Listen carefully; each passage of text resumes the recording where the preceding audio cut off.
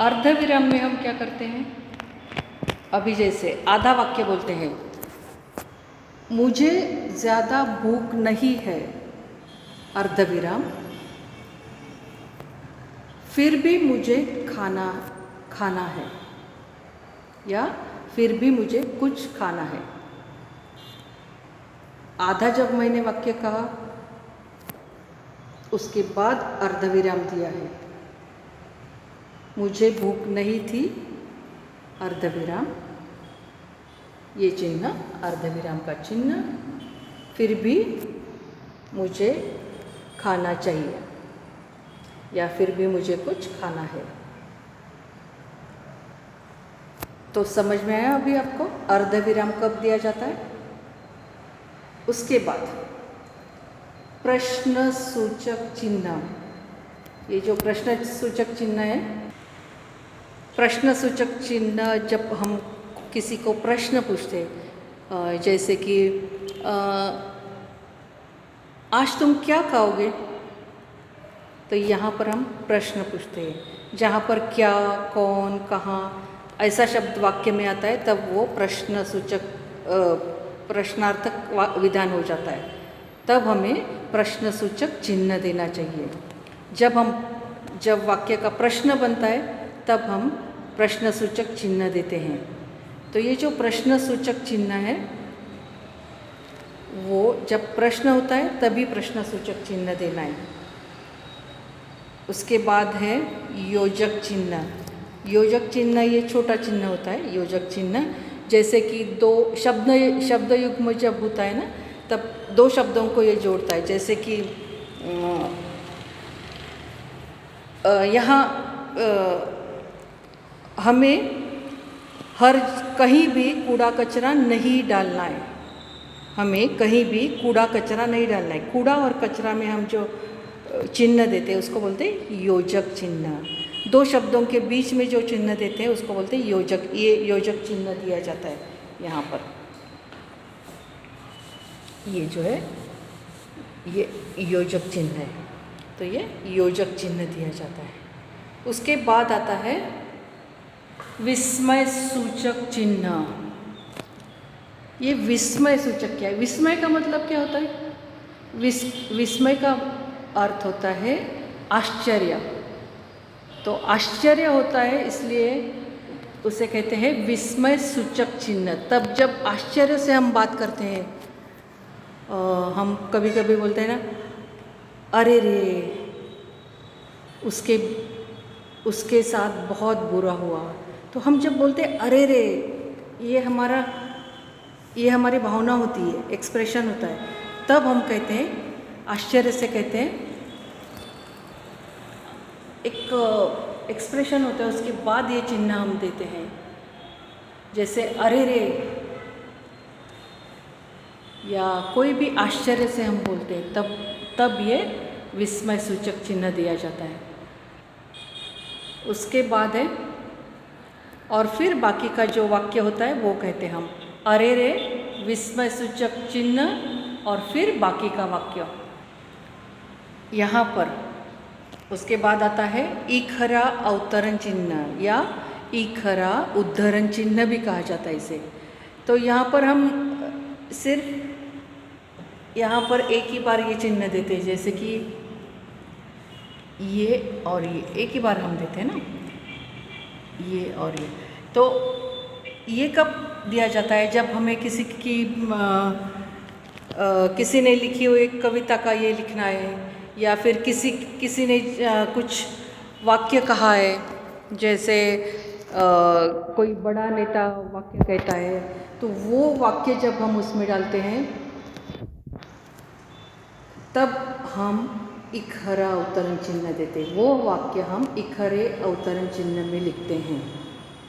किसी की हो सकता है कि किसी के नॉवेल का नाम हम वहाँ पर लिखते हैं, या किसी की कहावत हम वहाँ पर लिखते, कोई कहावत हम लिखते हैं, तब हम इखरा अवतरण चिन्ह देते हैं।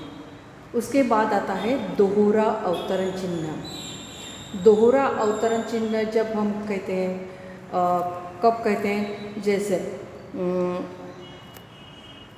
रमेश ने कहा, रमेश ने कहा के बाद है कॉमा, उसके बाद हम देते हैं रमेश ने कहा मैं कल गांव जाऊंगा। तो मैं कल गांव जाऊंगा के लिए ये दोहरा अवतरण चिन्ह हम देते हैं, ये दोहरा अवतरण चिन्ह हम देते हैं पूरे वाक्य में। जो रमेश ने वाक्य कहा है उस पूरे वाक्य को हम ये दोहरा अवतरण चिन्ह देते हैं। जैसे माँ ने कहा बच्चों खाना खा लो, तो बच्चों खाना खा लो ये पूरा वाक्य यहाँ दोहरे अवतरण चिन्ह के अंदर आ जाता है। और ये आखिरी जो चिन्ह है तो आपकी किताब में वो है निर्देशक चिन्ह। तो ये है निर्देशक चिन्ह। तो अभी आपको सभी विराम चिन्ह समझ में आ गए जो आपके टेक्स्ट बुक में दिए हुए हैं, वो सभी विराम चिन्ह। या मैं इसका चित्र देती हूँ, ब्लैक बोर्ड का चित्र।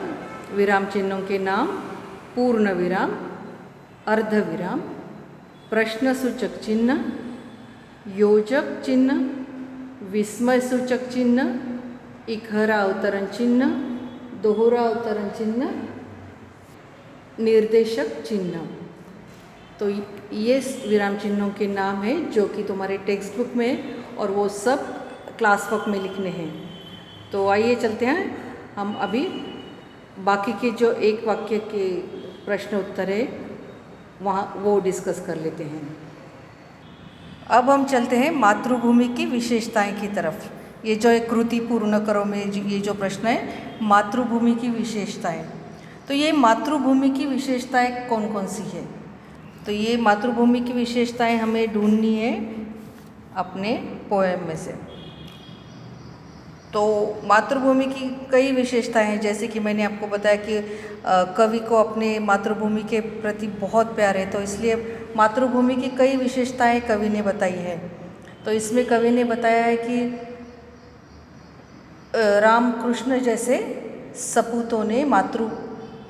सपूतों को मातृभूमि ने जन्म दिया है।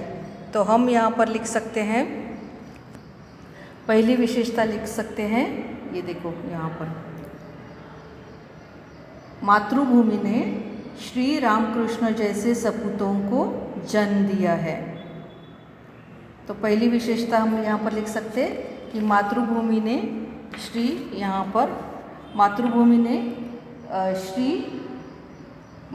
ने श्री रामकृष्ण जैसे सपूतों को जन्म दिया है। उसके बाद है सेकंड विशेषता लिख सकते हैं, समुद्र नित्य इसकी पदरज को धोता है। यहाँ पर जो है ना समुद्र, दूसरी विशेषता हम लिख सकते हैं कि समुद्र रोज या नित्य इसकी पदरज को धोता है। ये दूसरी विशेषता है। तीसरी विशेषता है लिख सकते हम कि समुद्र इसे प्रणाम करता है। तीसरी विशेषता हम लिख सकते हैं समुद्र इसे प्रणाम करता है। और चौथी विशेषता हम लिख सकते हैं मातृभूमि का पुण्य नाम है। मातृभूमि का पुण्य नाम है। तो ये चार विशेषताएं हम यहाँ पर लिख सकते हैं।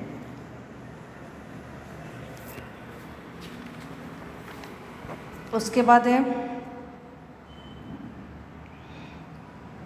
प्रश्न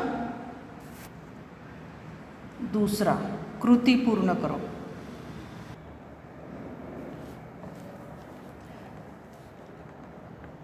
कृति पूर्ण करो में कवि की जीवा पर इसके गीत हो। कवि की जीवा पर इसके गीत हो, किसके? मातृभूमि के।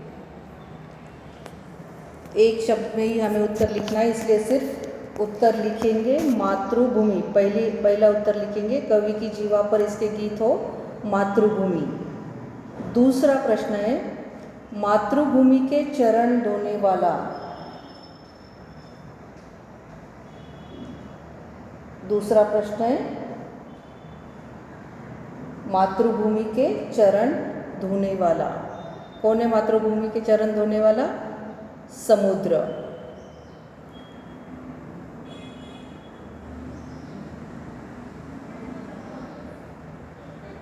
तीसरा है मातृभूमि के सपूत। कौन है मातृभूमि के सपूत? जिसका कवि को बहुत आदर है, अभिमान है। कौन है वो मातृभूमि के सपूत? श्री रामकृष्ण। श्री रामकृष्ण, मातृभूमि के सपूत श्री रामकृष्ण।